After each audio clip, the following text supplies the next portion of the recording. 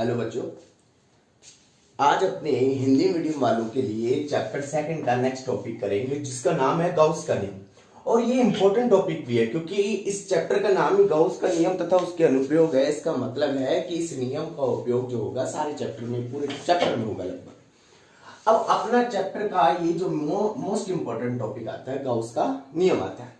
अब अपने इसको करने से पहले थोड़ा सा फर्स्ट मैंने इसका जो वीडियो डाला था सेकंड चैप्टर का, उसमें आपने पढ़ा था विद्युत फ्लक्स की परिभाषा होती है किसी बंद पृष्ठ के परिबद्ध हमें गुजरने वाला विद्युत फ्लक्स निकालना हो तो क्या होता है E vector dot ds vector, या फिर क्या होता है ई ds cos थीटा। याद रखना कोई ds की जगह क्षेत्रफल को dA से भी डिनोट करते हैं, ठीक है। तो गाउस का नियम क्या कहता है वो देखो, कहता है कि एक समान या कोई विद्युत क्षेत्र की अगर अपने बात करें, किसी विद्युत क्षेत्र में यदि हम किसी काल्पनिक पृष्ठ की बात कर रहे तो किस तरीके से इसको रिप्रेजेंट करेंगे वो समझो। गाउस के नियम के अनुसार किसी बंद पृष्ठ से गुजरने वाला कुल विद्युत फ्लक्स उस पृष्ठ से परिबद्ध मतलब इसके अंदर आने वाला, इस पृष्ठ से परिबद्ध कुल आवेश कौन सा है यहाँ पे देखें तो Q1, Q2, Q3, Q4, Q5 कितने भी हो सकते हैं, ठीक है। तो कुल आवेश को हम डिनोट करते हैं किससे, समीशन Q या सिग्मा Q से।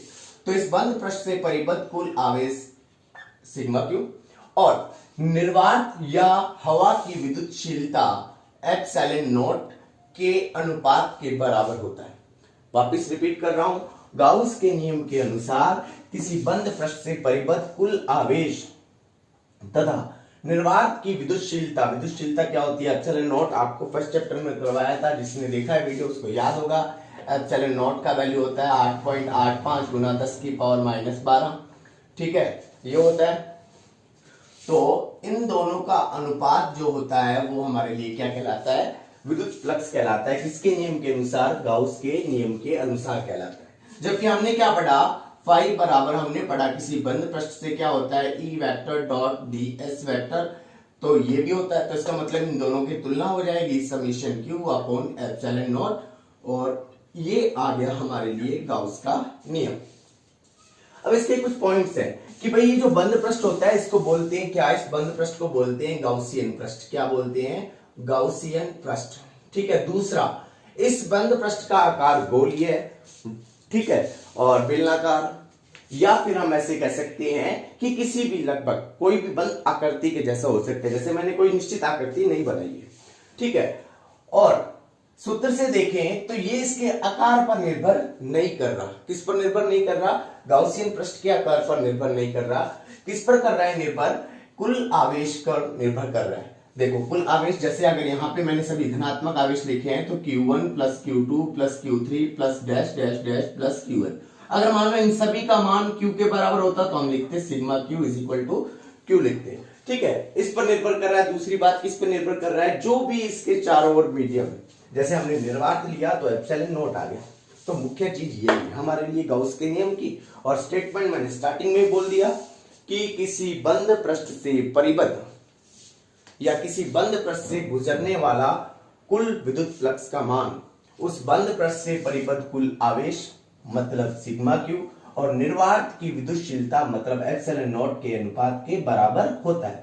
दूसरा, इस गाउसियन पृष्ठ, इस बंद पृष्ठ को क्या बोलते हैं, अपने गाउसियन पृष्ठ बोलते हैं। क्या बोलते हैं, गाउसियन पृष्ठ बोलते हैं। देखो निर्भर किस पे करता है, आकार पर निर्भर नहीं करता। किस पे करता है, कुल आवेश पर निर्भर करता है, ठीक है। अब कोई आवेश धनात्मक भी आ जाए, अगर ये आवेश कोई आवेश यहाँ पे बाहर होता और हम इसके लिए इस बंद पृष्ठ के लिए विद्युत फ्लक्स का मान ज्ञात कर रहे हैं तो इसका कोई इस पे प्रभाव नहीं होगा, क्योंकि हम इसके लिए मान ज्ञात कर रहे हैं, इसके लिए थोड़ी कर रहे हैं, ठीक है। तो इस पृष्ठ के अंदर अंदर आने वाला आवेश हो, ठीक है। अब इसका मेन पॉइंट आएगा इसकी व्युत्पत्ति। क्या आएगा, गाउस के नियम की व्युत्पत्ति। अब कैसे करेंगे वो समझो। इसको स्क्रीनशॉट लेना है ले लो, नहीं तो मेन चीज तो अब शुरू होगी। गाउस के नियम की व्युत्पत्ति कूलाम के नियम से करेंगे अपने, तो किस तरीके से करेंगे वो देखते हैं। ले लिया, देखो आगे।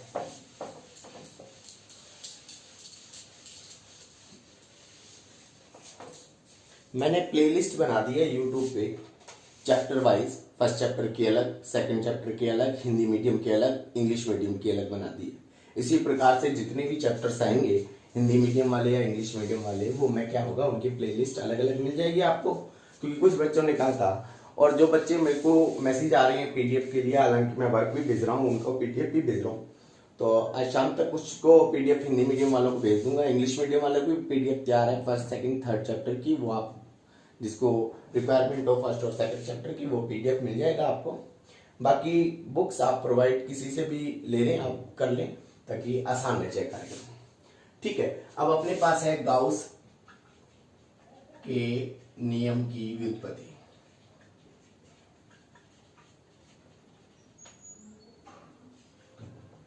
प्रूफ ऑफ गाउस लॉ कैसे करेंगे वो सुनो।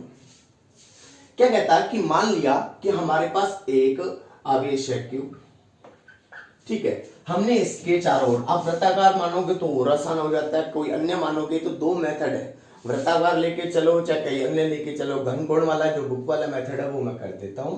कहता कि मान लिया कि हमने इसके यहाँ पे एक पृष्ठ ले लिया, और इस बंद काल्पनिक गाउसियन पृष्ठ के अंदर क्या आ रहा है, एक आवेश आ रहा है, कौन सा, Q आवेश आ रहा है। वो जो Q आवेश है वो केंद्र बिंदु O पर रखा है, ठीक है। हमने इससे R दूरी पर एक, देखो R दूरी पर हमने क्या किया, एक क्षेत्रफल अल्पांश ले लिया, ये ले लिया हमने क्या, क्षेत्रफल अल्पांश R दूरी पर। अब इस Q आवेश के कारण विद्युत क्षेत्र की तीव्रता इधर है, ठीक है, और हमने ले लिया ये क्षेत्रफल अल्पांश, यहाँ पे इस तरीके से ds दिखा दिया। थीटा एंगल पे दिखा दो, अन्य एंगल पे दिखा दो, वो आपके ऊपर डिपेंड करता है कि आप उसको किस तरीके से शो करना चाहते हो। मान लो विद्युत क्षेत्र की तीव्रता इधर है, हमने अल्पांश ऐसे लिया, सामने लिया, पीछे लिया, ऊपर लिया, नीचे लिया, वो आपके ऊपर डिपेंड करता है, ठीक है। और यहाँ पर इस क्षेत्रफलीय अल्पांश के कारण बिंदु O पर जो कोण बनता है, यहाँ पे ये जो कोण होता है इसको बोलते हैं घन कोण, इसको डिनोट करते हैं d ओम से। किससे डिनोट करते हैं, d ओम से डिनोट करते हैं। अब हमें बात करनी है सारी बिंदु O और इस क्षेत्रफलीय अल्पांश पर स्थित बिंदु P की जो बीच की दूरी है वो कितनी है, r मान ली। तो विद्युत क्षेत्र की तीव्रता हमें पता है क्या होती है, E इज इक्वल टू लिख सकते हैं 1/4 पाई एप्सिलॉन नॉट और Q बाय r स्क्वायर। क्या होती है, Q बाय r स्क्वायर। इसको हम इक्वेशन नंबर 1 डिनोट कर देंगे। क्या कर देंगे, इक्वेशन नंबर 1। पर हमें तो व्युत्पत्ति करनी है किसकी, गाउस के नियम के लिए करनी, तो किस तरीके से करेंगे, देखो चूंकि हम जानते हैं विद्युत फ्लक्स की परिभाषा से, विद्युत फ्लक्स की परिभाषा से क्या होती है, विद्युत फ्लक्स की परिभाषा phi is equal to in integration E dot ds, ये होती है वेक्टर किसी पृष्ठ के लिए, कुल पृष्ठ के लिए, यहाँ क्या लग जाएगा s, तो phi is equal to in integration E ds cos theta, और यहाँ पे क्या लिख देंगे हम, s लिख देंगे पूरे बंद पृष्ठ के लिए।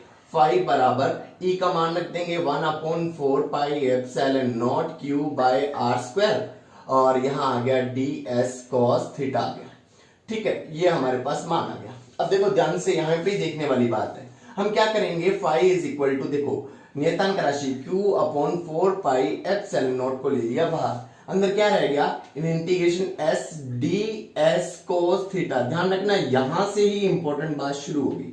हम लिखेंगे कि चूंकि ds cos theta upon r square जो होता है वो 11th में आया था एक घन कोण, ठीक है, क्यूबिक एंगल, तो ds cos theta upon r square, और इसको डिनोट करते हैं d ओम से। ये मैंने उस टाइम जब करवाया था तब मैंने कहा था कि d ओम जो होगा वो आपको बारी में बारी आएगा, d ओम से डिनोट करते हैं, इसको बोलते हैं हम क्या, घन कोण,